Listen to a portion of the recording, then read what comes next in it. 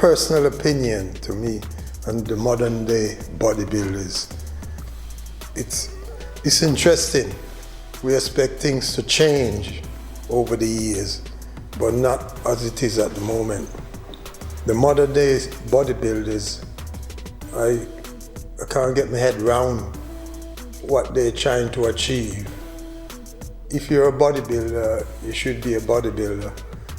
If you're going to spend a lot of time on social media just to get your ratings up by people following you, it still don't make you the best bodybuilder.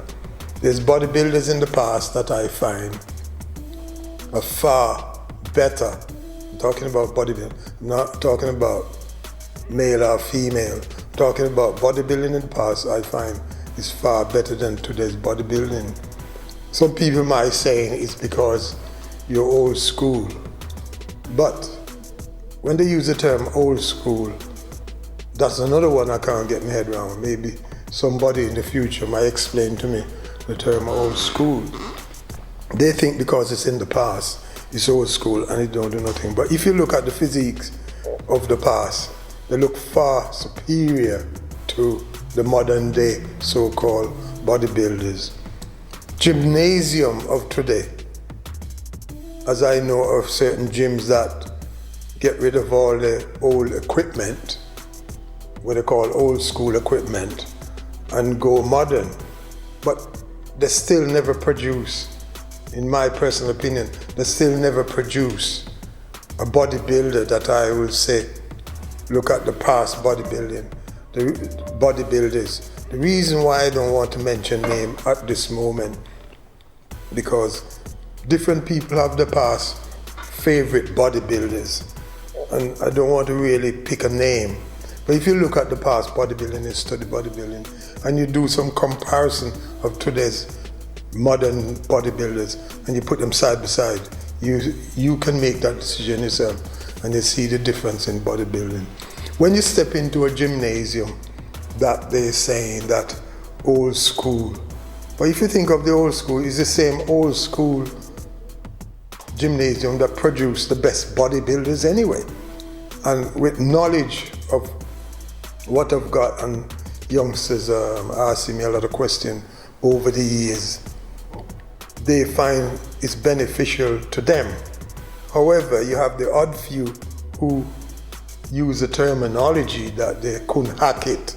In other words, they couldn't go to the pace that we used to do as a bodybuilder. There was a question asked this week, why some bodybuilders are small and some are so big, in the sense of, and I'll use the term, there are certain countries that the population is small anyway. You're not going to go to certain countries and see the size of bodybuilders of what we have in the top 10 in certain contests. So you yourself have to identify what's your limitation. A 70 kilo man or woman are not going to suddenly become over 100 kilo. It's not going to happen, but you can still look good. If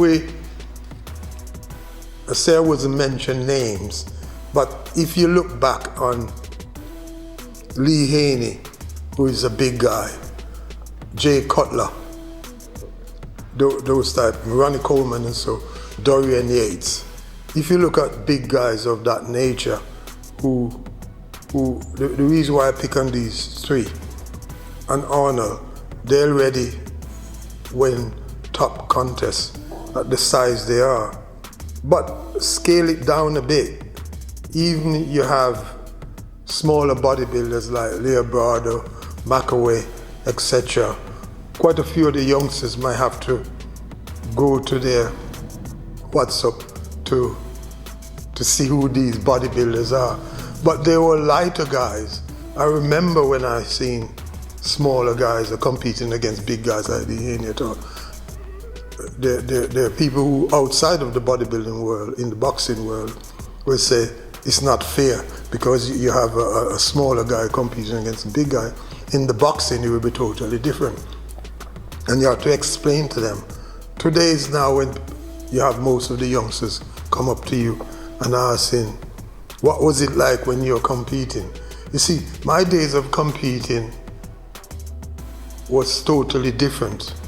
My competition days, I was focused and have a goal.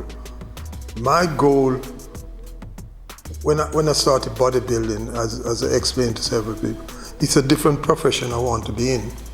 But trying to aim for a profession and then on an amateur status get into something else that I achieve far more than I think if I was in doing those professions. Now, touch on the profession. People might ask the question, why do you take up bodybuilding? Which a lot of youngsters ask that. My aim and objective wasn't to be a bodybuilder. I was exercising to get fit, put some size on, to be a police officer. That's what it was all about, my whole aim and objective. But in the time when I wanted to be a police officer and I had to exercise, not only to put size on and be fit and try and get a bit taller, because early in the 70s, to be a police officer, you have to be 5'7" minimum. And I was only 5'6". And because I wanted to be a police officer at the time, I tried my best to think I would grow tall. Anyhow, it didn't happen. But look back on it now, I don't regret taking up bodybuilding, because where you were trying to train to get taller or put size on, you become bigger, more look like a bodybuilder. And friends around me who saying you might as well compete as a bodybuilder. I did and did quite well and still doing well when I retired in 1992 from competition. So it's very important for youngsters today. Take it serious. The one that I had difficulty with, it was diet. But reverse that for youngsters today. The reverse psychology in this one, that because I wasn't too strict on diet, but I was strict on my training, it's nice if you can get the combination, you'll be even better. And by saying that, contradicting it, who say you're going to be better?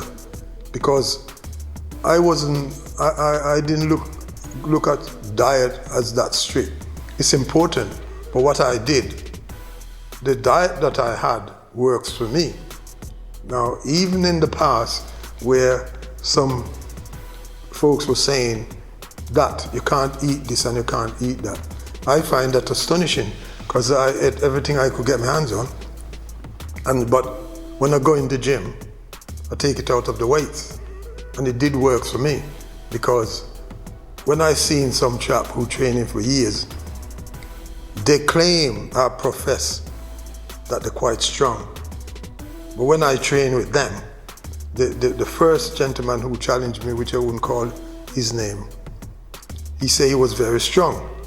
He was strong for one rep. However, his 1 rep, I was doing 10 reps. And that's why he couldn't get his head round. Even the weight, his top of his 1 rep, I was doing that 10 reps for doing that. And that's what baffles them. And he was 5, I was only 80 kilo. He was over 100 kilo. But that's the difference. If you're strong, you're strong. Use the weight that you can handle to benefit you, not for your friends and all that type of thing. People have an ego trip when you're dealing with these things. You don't want an ego trip, you want to go into the gym. Seriously, go to a gym that you have knowledge, experience, equipment that will build what you want. It's not all the gymnasium you're going to go that you're going to enjoy or like, because without that atmosphere and friendly and family relationship where you can go to a contest and do well, totally different. So I must stress that when you go to a gym, get the best out of when you're at the gymnasium to do your thing.